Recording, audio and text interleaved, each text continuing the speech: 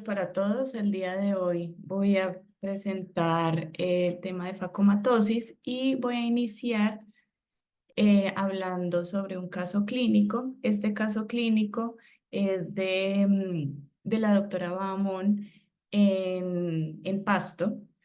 Fue un paciente de sexo masculino de 24 años que consultó por disminución de la agudeza visual en ojo derecho, en donde tenía una agudeza visual en cuenta dedos que no corregía y una agudeza visual en el ojo izquierdo de 20/20 que corregía con de 20/30, perdón, que corregía con pínjola 20/20.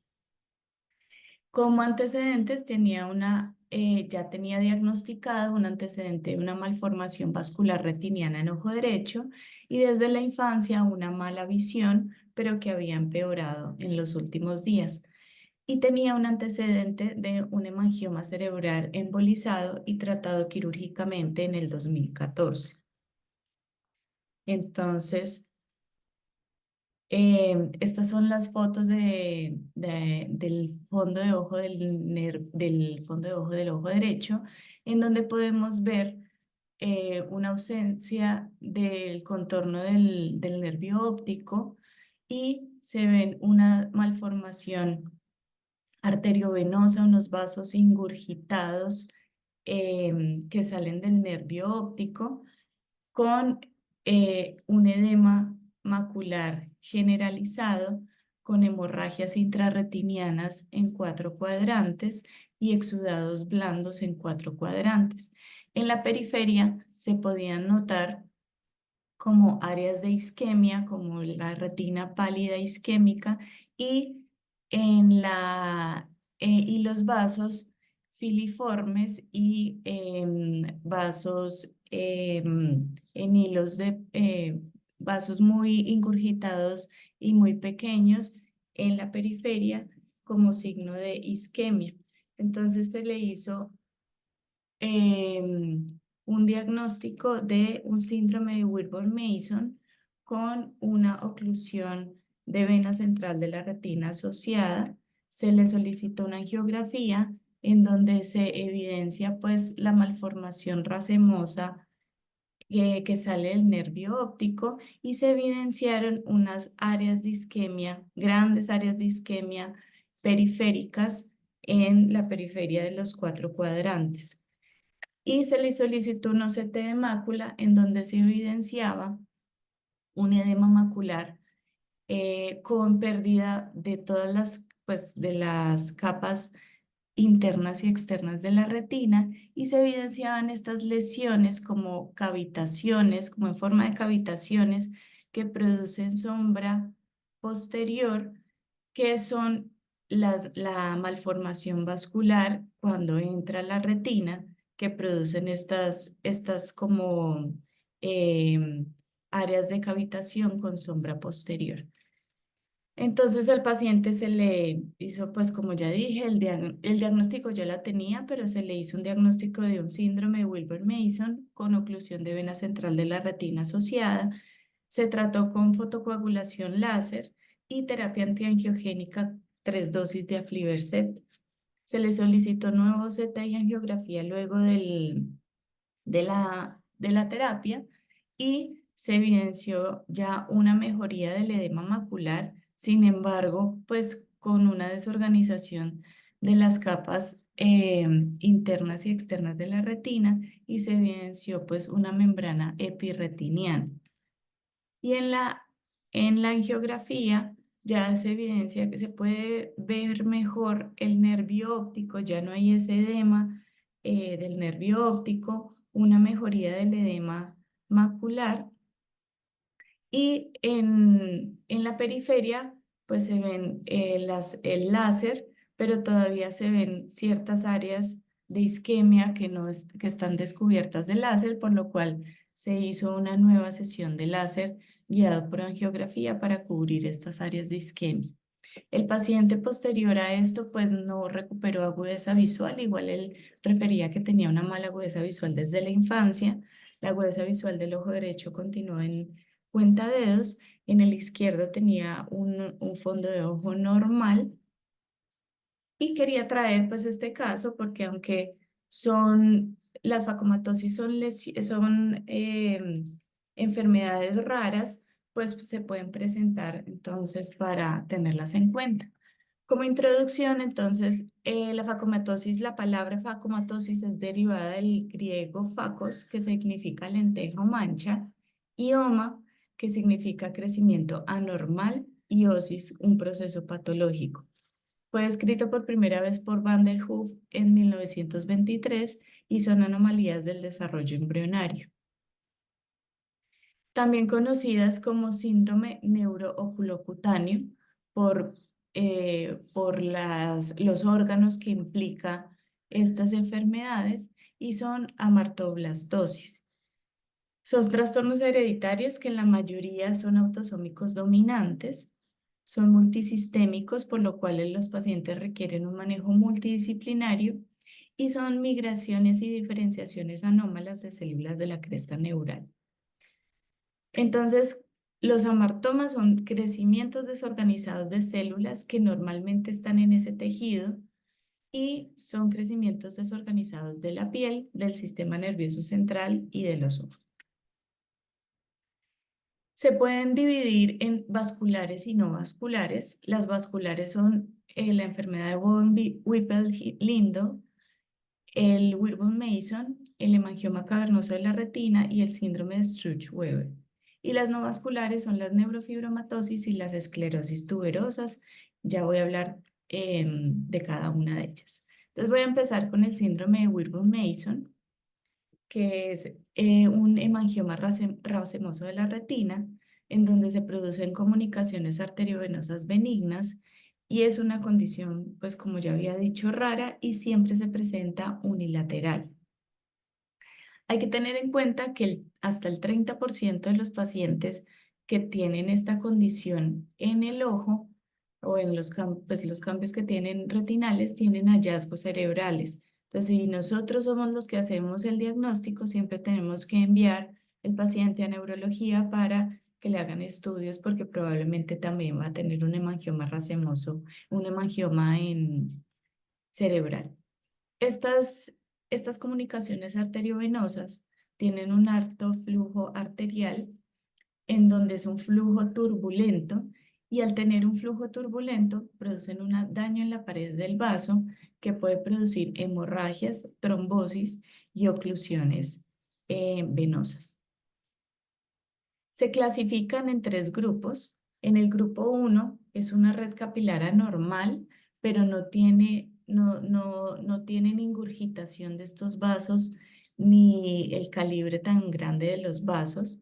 Son lesiones más pequeñas, generalmente son asintomáticas, y es poco común la afectación intracraneana. En el grupo 2 ya hay una ausencia del lecho capilar intermedio entre la arteria y la vena, entonces por lo tanto hay una comunicación arteriovenosa directa. Estos tienen riesgo de edema de la retina y disminución de la visión, y tienen un bajo riesgo de malformaciones arteriovenosas intracraneales. Y en el grupo 3, como el paciente que les acabo de presentar, son malformaciones arteriovenosas extensas, tienen las comunicaciones arteriovenosas, dilataciones y vasos tortuosos, incluso pueden tener vasos tortuosos no solamente el hemangioma, sino vasos tortuosos generalizados en la retina.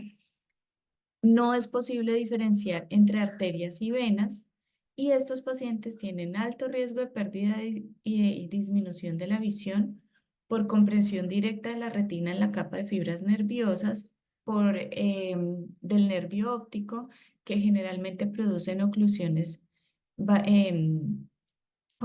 venosas, y estos pacientes sí tienen un alto riesgo de malformaciones arteriovenosas intracraneales. Entonces acá les muestro una malformación grado 3, en donde podemos ver una comunicación arteriovenosa. No es posible diferenciar entre arterias y venas, unos vasos tortuosos e ingurgitados, e incluso acá podemos ver en la angiografía el resto de la vasculatura retiniana también es tortuosa. En esta foto vemos también pues el hemangioma racemoso, Y como mostré en el caso clínico, en el OCT se pueden ver estas dilataciones como en forma de cavitaciones que siempre van a producir una sombra posterior en donde estas dilataciones son los vasos, las comunicaciones arteriovenosas que entran dentro de la retina y producen esta distorsión también retiniana y por eso producen disminución de la agudeza visual. Igual acá podemos ver en el OCT de este paciente las malformaciones intrarretinianas que producen sombra y que producen distorsión en esta zona de la retina. Las complicaciones de este tipo de enfermedades pueden ser hemorragias vítreas, oclusiones de vena central de la retina que pueden producir edema macular, desprendimientos de retina serosos, isquemias periféricas y si no se tratan este tipo de isquemias pueden llegar a producir glaucomas neovasculares. Es raro que se produzca afectación de huesos del cráneo, pero pues también puede producir y lo más frecuente es que vengan acompañadas de hemangiomas racemosos del sistema nervioso central, generalmente con mayor frecuencia en el mesencéfalo, y es importante hacerle tratamiento con embolización porque tienen alto riesgo de producir accidentes cerebrovasculares. Traje este caso reportado en la literatura de una paciente de 12 años en el que no tenía antecedentes. Asiste a una valoración de oftalmología en donde se evidencian las alteraciones en la comunicación arteriovenosa y el hemangioma racemoso y en la angiografía se evidenciaba una tortuosidad vascular generalizada y unas áreas de isquemia que probablemente fueron secundarias a una oclusión de vena central de la retina reperfundida. A esta paciente además se le solicitó una resonancia cerebral en donde se evidenciaba una malformación arteriovenosa intraconal que se extiende hacia el ápice orbitario izquierdo y una malformación a nivel del espacio supracelar. El pronóstico, pues tienen mal pronóstico, tienen alto riesgo de pérdida de función visual permanente en este ojo. El manejo es observación si el paciente no tiene ninguna otra alteración, si solamente vemos el hemangioma o si ya hay un edema macular asociado, pues se puede aplicar terapia antiangiogénica y fotocoagulación láser en las áreas de isquemia. Y pues los pacientes con malformaciones intracraneanas, como ya lo había dicho, manejo por neurocirugía con embolización por el alto riesgo de enfermedad cerebrovascular que tiene. Como diagnóstico diferencial, tenemos que tener diagnóstico diferencial de las mismas facomatosis vasculares que ya vamos a ver a continuación. La enfermedad de von Hippel-Lindau es una angiomatosis cerebral retinal familiar, es autosómica dominante, pero hasta un 20% pueden tener mutaciones de novo y son mutaciones en el gen VHL del cromosoma 3, que son mutaciones en el gen que supresor de tumores. Entonces, estos pacientes tienen el riesgo de presentar múltiples tumores, tanto benignos como malignos, en diferentes partes del cuerpo. Tiene una incidencia de 1 en 36.000 personas y una edad más o menos de 18 a 30 años. Y esta enfermedad sí hay que, cuando se diagnostica, hay que remitirla urgente porque es una enfermedad que tiene potencialmente riesgo de tener cáncer de células renales, de células claras de la retina, feocromocitoma, hemangiomas cerebelosos, hemangioblastomas de médula espinal y tumores neuroendocrinos del páncreas. Entonces, por lo tanto, una vez se diagnostique, es importante remitir para estudio de otros órganos para diagnóstico de este tipo de cáncer y de malformaciones viscerales. Estos son hemangioblastomas retinianos, que también son llamados hemangioblastomas capilares o angiomas retinianos, y son malformaciones vasculares generalmente redondeadas, bien delimitadas, circunscritas, pueden ser únicas o múltiples y estas sí pueden tener compromiso bilateral. Generalmente se producen estos hemangioblastomas en donde se evidencian unos vasos nutricios tortuosos que salen del nervio óptico y llegan directamente hacia el hemangioblastoma. Y estos tipos de enfermedades pueden producir exudaciones continuas al hemangioblastoma. Acá les muestro el vaso nutricio que sale del nervio óptico. Son vasos nutricios ingurgitados, tortuosos, que llegan normalmente acá más periférico debería estar la lesión principal, pero les quería mostrar esta foto porque también pueden tener lesiones satélites pequeñas que pueden pasar desapercibidas. Y esto, pues, este paciente tiene asociado una exudación macular y un edema macular. El diagnóstico se puede hacer según si tiene antecedente familiar positivo, y uno de los siguientes se puede hacer diagnóstico. Puede tener hemangioblastoma del sistema nervioso central, retiniano, un feocromocitoma o un carcinoma de célula renal. Si hay ausencia de antecedentes familiares, tenemos que tener dos o más de los siguientes: hemangioblastoma del sistema nervioso central, hemangioblastoma retiniano o tumores viscerales. Pero siempre, pues la confirmación va a ser genética. Los hemangioblastomas tempranos, generalmente, los extrapapilares, generalmente son lesiones muy pequeñas en periferia que no tienen esos vasos nutricios grandes que les acabo de mostrar, y pueden pasar desapercibidos porque pueden ser confundidos con hemorragias intrarretinianas. em, pero hay que revisar los dos ojos porque cuando estos hemangioblastomas son tempranos, tan pequeños, pueden tener compromiso bilateral. Generalmente, si se diagnostican, si los logramos ver, pues no se les hace tratamiento y el manejo es con observación. Los hemangioblastomas extrapapilares con exudación generalmente son más grandes, son lesiones circunscritas más grandes que los tempranos, que estos sí presentan estos vasos nutricios tortuosos grandes que salen del nervio óptico hasta la lesión, y estos generalmente producen, como estos vasos nutricios son tan tortuosos y tan frágiles, generalmente pueden producir exudación y edema retiniana o incluso edema macular.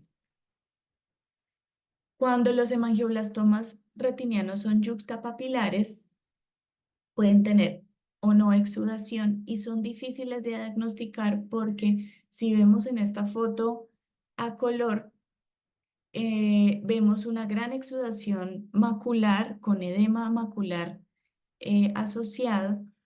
Y si uno no es muy minucioso en mirar el fondo de ojo, probablemente no alcanzamos a ver el hemangioma.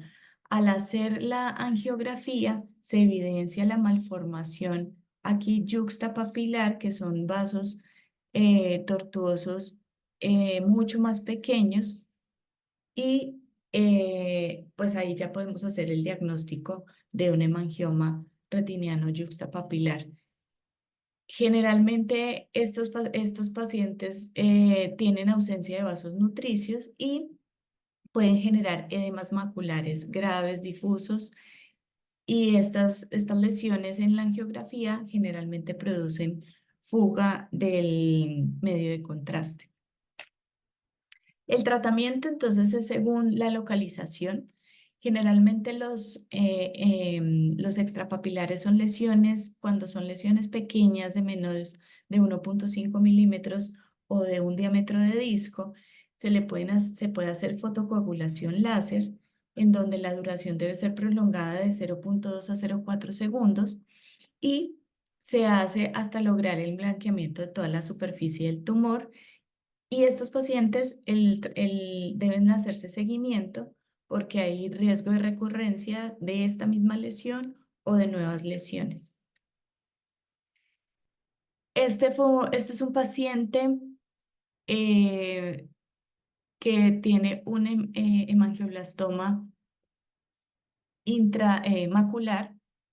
Estaba produciendo una escasa exudación y un escaso edema macular, por lo tanto se le hizo 4 sesiones de láser, en donde aquí en las primeras sesiones se ve que ya hay un blanqueamiento de la lesión, pero persiste con la lesión y hay una mejoría de la exudación.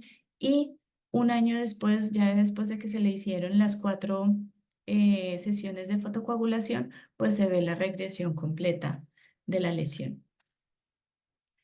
Este también es un paciente de la literatura en donde tenemos un hemangioblastoma mucho más grande con un vaso nutricio que va del nervio óptico hasta la lesión. También se le hizo tratamiento con fotocoagulación láser. Tenía un gran edema macular, acá podemos ver en el OCT, tenía edema intrarretiniano con quistes y edema subretiniano. Se le hizo también varias sesiones. Ellos hablaban que estos hemangioblastomas, después de la fotocoagulación láser, pueden producir em, una alta tasa de aumento de la exudación en los primeros días después de la fotocoagulación y pueden producir mucha inflamación intraocular. Por lo tanto, a este paciente junto con el láser, se le hizo manejo con prednisolona oral los primeros días. Y acá vemos la lesión después de la fotocoagulación. Esta también fueron varias sesiones, si no estoy mal, fueron 3 sesiones de fotocoagulación láser con mejoría del edema macular y persistencia pues de unos exudados perilesionales. Cuando son extrapapilares mayores de 4,5 milímetros, que son ya lesiones mucho más grandes, el láser tiene poca tasa de éxito. Generalmente se hace crioterapia, pero esta crioterapia tiene mayor riesgo de exudación y contractura vítrea, o incluso si son lesiones muy grandes se puede hacer braquiterapia, pero también tiene mayor riesgo de derrame exudativo. Este es un paciente que se le hizo crioterapia en las lesiones, en donde después de la crioterapia presenta un desprendimiento de retina seroso en región temporal y superior. Se trató con corticoide oral e intravítreo y posterior al tratamiento tuvo mejoría del desprendimiento de retina y ya pues se pueden ver acá la cicatrización de las lesiones. Cuando es yuxtapapilar, pues por la cercanía a la mácula y la cercanía al nervio óptico no se recomienda realizar láser, se recomienda observación y en el caso de exudación y de edema macular se recomienda terapia antiangiogénica o incluso esteroide intravítreo. Bueno, con el hemangioma cavernoso.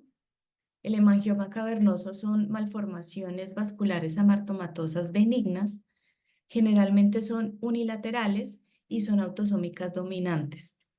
Estas lesiones también pueden producir lesiones similares en cerebro, en cara, en órbita y en mandíbula. Generalmente son malformaciones arteriovenosas directas que no tienen un lecho capilar intermedio, pero pueden ser de gran tamaño, pero la mayoría son pequeñas. Pueden estar en la retina o en la cabeza del nervio óptico y generalmente son lesiones únicas hasta un 90% de los pacientes. Pueden estar asociados a hemangiomas coroideos o melanocitosis oculares.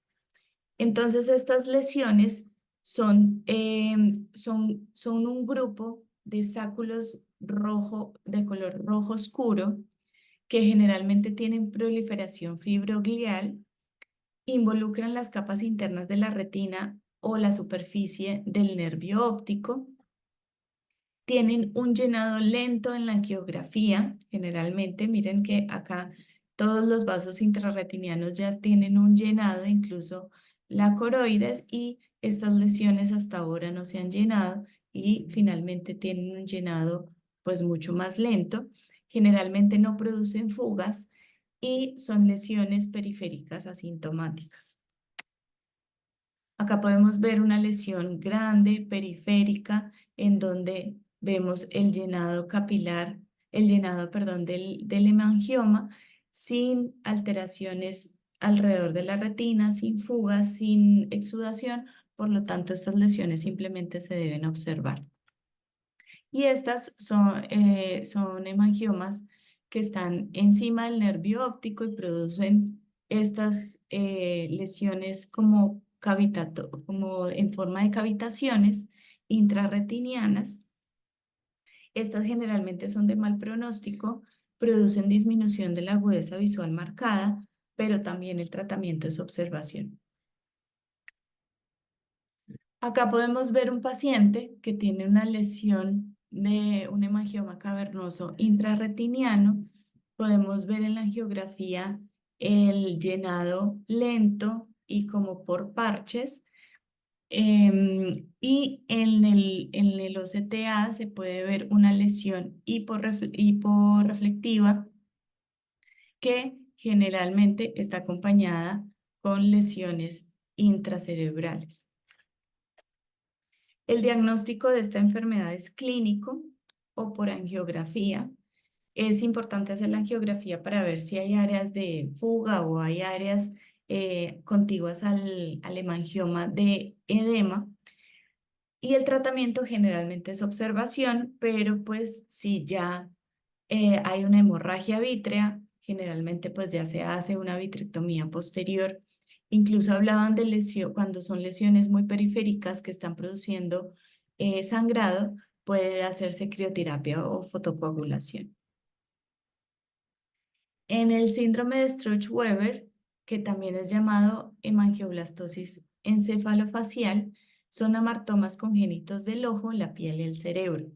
Generalmente pueden producir hemangiomas corroideos, el nevus flammeus facial y el hemangioma cerebral. Esta patología tiene una incidencia de 1 en 50.000 personas, no tiene predilección por el sexo y no está asociado a ningún patrón hereditario. Tiene 3 tipos. El tipo clásico del síndrome de Sturge-Weber, que produce un angioma leptomeningio presente, una lesión facial angiomatosa presente y puede o no estar presente un glaucoma. En el tipo 2, que es el síndrome de Sturge-Weber, generalmente los angiomas leptomeningios están ausentes y están presentes las lesiones faciales y el glaucoma. Y en el tipo 3, que es la forma frustra del síndrome de Sturge-Weber, está presente el angioma leptomeningio, pero ausente el glaucoma y el angioma facial. Como hallazgos oftalmológicos son vasos, pues se pueden ver vasos epibulbares prominentes en la conjuntiva, un glaucoma que generalmente es ipsilateral al hemangioma facial, pueden haber tortuosidades vasculares retinianas, pueden haber hemangiomas coroideos y esto puede generar desprendimientos de retina. Y el tratamiento depende según la extensión del tumor. Si el tumor es pequeño, no produce desprendimientos de retina ni produce ninguna otra complicación, el manejo es observación. Pero si los tumores son grandes, que producen desprendimientos de retina, se puede hacer radioterapia. Y las facomatosis vasculares, las no vasculares, son la neurofibromatosis, que también es llamada enfermedad de von Recklinghausen. Esta enfermedad es autosómica dominante, tiene una alta tasa de mutaciones de novo y es similar tanto en hombres como en mujeres. Se dividen en tipo 1 y tipo 2. La tipo 1 es más frecuente que la tipo 2, que es la tipo 1 es la periférica. Tiene una incidencia de 1 en 300.000 personas. Se produce una mutación en el gen NF1, que es un gen supresor de tumores en el cromosoma 17 y producen una proliferación celular descontrolada de las células de Schwann que producen los neurofibromas cutáneos y una proliferación celular descontrolada de melanocitos que son los que producen manchas café con leche. Entonces, estos pacientes con neurofibromatosis tipo 1 van a tener múltiples manchas café con leche en neurofibromas y en el ojo. Generalmente nosotros no hacemos el diagnóstico de esta enfermedad, generalmente los de genética nos mandan el paciente para ver si hay alguna malformación en iris, que lo más comunes son estos nódulos de Leach, que son nódulos intrastromales iridianos. Generalmente se producen en la parte inferior del iris, pero pues pueden estar. Y tiene el diagnóstico de un nódulo de Leach debe ser con dos o más de estas lesiones iridianas. Hay otros hallazgos oftalmológicos en los párpados y en la órbita. Pueden generar neurofibromas plexiformes, proptosis pulsátil. En la córnea y la conjuntiva se pueden ver nervios corneales mielinizados, como en esta foto de arriba, los amartomas conjuntivales y en iris los nódulos de Leach y pueden producirse también amartomas. En el nervio óptico es frecuente encontrar gliomas extensos del nervio óptico y en la coroides en la retina pueden haber nódulos coroideos, puede haber nevos coroideos o amartomas intrarretinianos. Y también puede presentarse con glaucoma congénito, aunque no es tan frecuente. Los nódulos coroideos, quise traer esta foto porque aparentemente en el fondo de ojo de esta foto podremos decir que es un fondo de ojo normal. Sin embargo, en la foto libre de rojo podemos ver estas lesiones intracoroideas, que son los nódulos coroideos, que generalmente son múltiples y pueden presentarse en cualquier parte de la retina y pueden producir disminución de la agudeza visual. Aquí en el OCT podemos ver estos nódulos coroideos y pueden ser de dos formas, en forma de cúpula, como está en esta foto, en esta primera foto, o en esta foto que son varios nódulos contiguos que son más en forma de placa. Y generalmente producen una disminución del volumen coroideo, o sí, disminución de toda esta parte de la coroides y producen disminución de la agudeza visual. Las anomalías microvasculares de la retina son vasos retinianos en sacacorcho, en donde pueden haber hemorragias capilares y amartomas astrocíticos. Acá en la flecha podemos ver estas malformaciones, estas hemangiomas capilares múltiples, que la mayoría de veces no producen ningún síntoma. Si son asintomáticos y no producen exudación, se observan, y si ya producen exudación y según la localización, se pueden, si son maculares y producen edema macular y exudación, pues se hace terapia antiangiogénica. O si son periféricos, se puede hacer lesiones, se le puede hacer fotocoagulación láser a estas lesiones. El diagnóstico de la neurofibromatosis debe ser con dos de las siguientes características. Son 6 o más manchas café con leche, 2 o más neurofibromas, pueden haber pecas axilares o inguinales, gliomas del nervio óptico, 2 o más nódulos de Leach y antecedente familiar de primer grado con neurofibromatosis. La neurofibromatosis tipo 2 es menos común que la 1, tiene una incidencia de 1 en 25.000, tienen unas mutaciones del gen NF2 del cromosoma 22, que también es un gen supresor de tumores.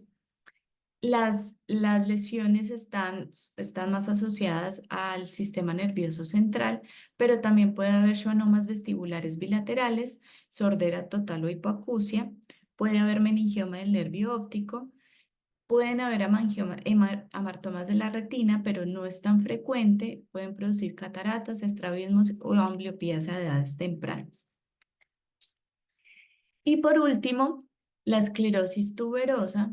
La esclerosis tuberosa es una facomatosis multisistémica que generalmente se da en el sistema nervioso central, en la piel, en los riñones, en los ojos, el corazón, pulmones e hígado. Tiene una incidencia de 1 en 100.000 personas y son mutaciones en los genes TSC1 del cromosoma 9 y del cromosoma 16 que codifican para las proteínas de amartina y tuberina, que son las encargadas de evitar esta proliferación celular marcada y descontrolada. El 30% son autosómicos dominantes, pero también pueden tener hasta un 70% de mutaciones espontáneas. Los hallazgos oftalmológicos son colobomas de iris, de coroides y cristalino. Pueden producir glaucomas espontáneos, poliosis, pueden producir despigmentaciones sectoriales del iris y angiofibromas blefaroconjuntivales.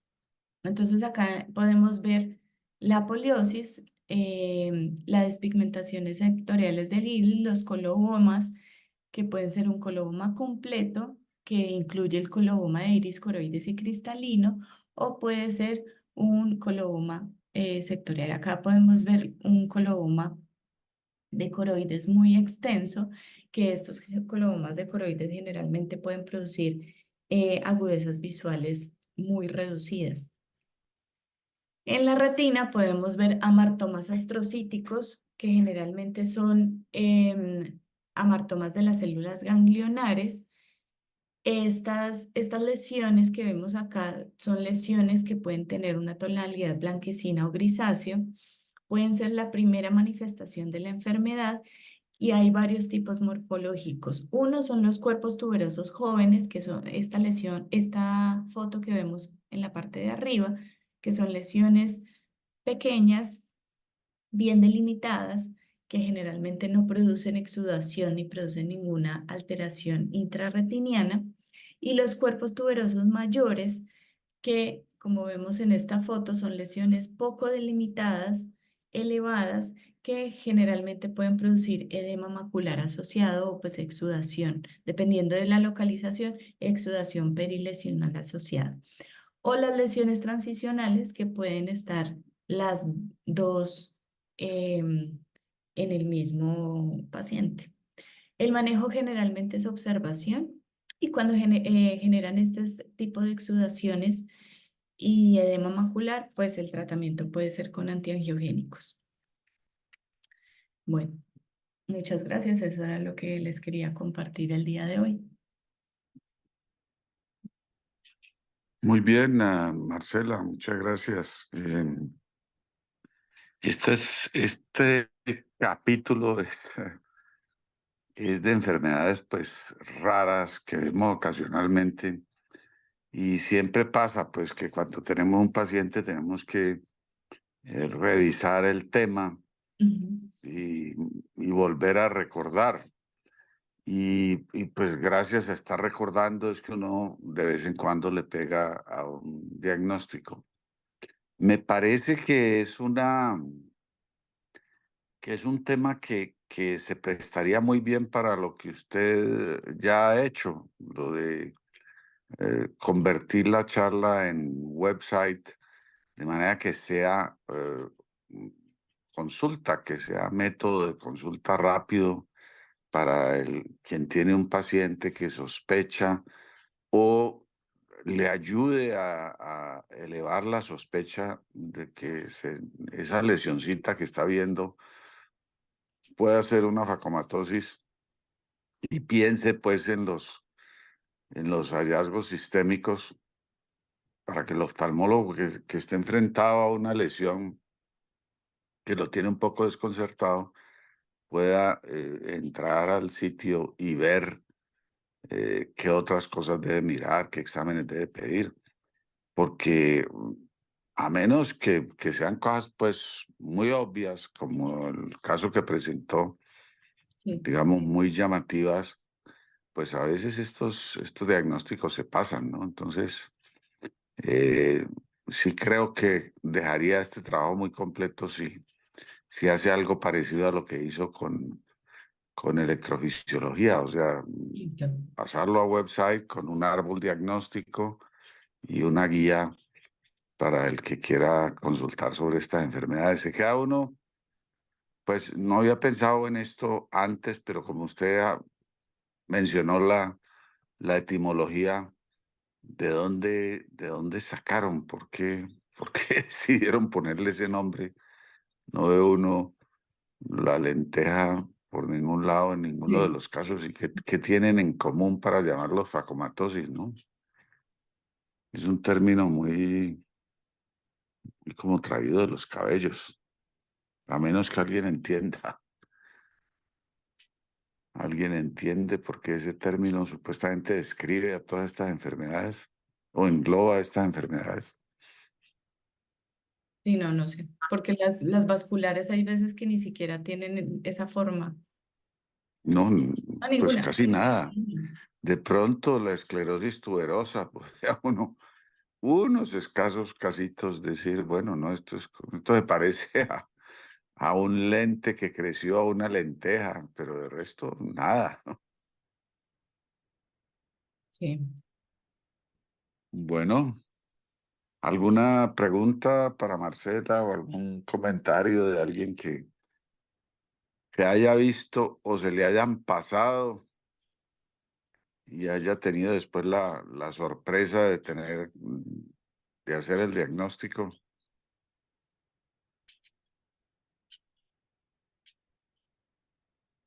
Ok, bueno, muchas gracias. Seguimos pues ahorita con el Bascom Partner. No, de pronto yo he tenido experiencias de gente que llega con el diagnóstico. No me escucharon. Sí, Sí, ya. sí, sigue. Bueno, pues Sí, doctora, la escuchamos. no sé si se escucha muy mal. Sí, sí me escuchan. Sí, Con la familia, o sea, pacientes que vienen con, sí te escuchas, que vimos, yo creo que contigo, Marta, ¿no? Tal vez una señora que ya venía con diagnóstico y la nieta o la hija resultó mostrándonos que también tenía un montón de lesiones en piel. Entonces, de pronto, algo que uno sí puede ayudar es como un poquito de la parte genética y para la familia, porque bueno, no me acuerdo bien el caso, pero eso fue hace poquito, creo que fue contigo. Y pues digamos que la señora ya tenía el diagnóstico, ya se sabía, pero le dimos a la nieta ahí nomás sentada en la silla de espera y tenía lesiones en piel y pues ahí fue como la orientación también de que tenían que revisarse los demás en la familia y ya en la siguiente cita nos dijo que sí, efectivamente le habían visto y le habían hecho el diagnóstico. Entonces, pues en eso es algo que uno también puede participar, pues ya que uno no puede curar la enfermedad, pero pues ayudarle en la consejería para la familia y para la genética. Sí, yo creo que en clínica tenemos las dos situaciones, ¿no? La gente que llega con el diagnóstico, pues porque tiene múltiples lesiones, sea en piel, en cerebro, y uno debe, pues entonces estudiar bien el paciente y contribuir con todos los hallazgos, pero ocasionalmente es oftalmología la que hace el primer diagnóstico y debe orientar el paciente a las otras especialidades para integrar el manejo, ¿no? A mí me pasó en el hospital universitario. Yo creo que le he contado a algunos residentes cuando hablamos de esto en las charlas de pediátrica. Se oye como un eco. sí, ¿Qué un te poquito. pasó? Sí, me llegó un pacientico que, mejor dicho, me llamó el residente y me dijo, doctora, tenemos un paciente con glaucoma congénito y dije, listo, me mostró las fotos, sí, operémoslo, eso era un lunes, lo operamos el jueves, y cuando llegó el lunes nuevamente a control posoperatorio, veo que entra cargado con una señora que era una neurofibromatosis andante. Era llena de lesiones en piel, lesiones con manchas, café con leche, y estos glaucomas son muy difíciles de manejar. Entonces, pues el pacientico se le hizo el diagnóstico y afortunadamente mejor, pues funcionó la cirugía, pero pues lo que yo siempre les digo es, miren el paciente en conjunto, mírenle la piel, mírenle todo lo demás, porque pues no somos solo ojos.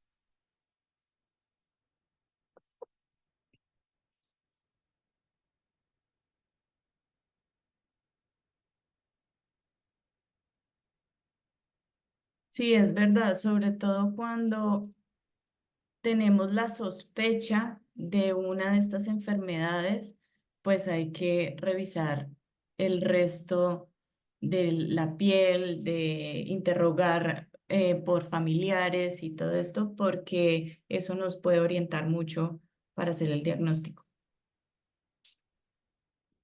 Piense Marcela, al hacer el website en eso, ¿no? En las situaciones en donde es oftalmología quien hace el diagnóstico y por lo tanto qué cosas, en qué situaciones debe, debe prenderse la alerta. Ahí Pilar acaba de mencionar glaucoma congénito, es una definitivamente, en donde se debe mirar el paciente, se debe sospechar, se debe mirar la familia. Entonces, en la revisión de los distintos diagnósticos, ver cuál es la esclerosis tuberosa en retina, puede ser otra, donde uno ve una lesión ahí en la retina y puede no pararle muchas bolas y decir, sí, hay una manchita ahí ya. De los pómulos. Ujú. Una manchita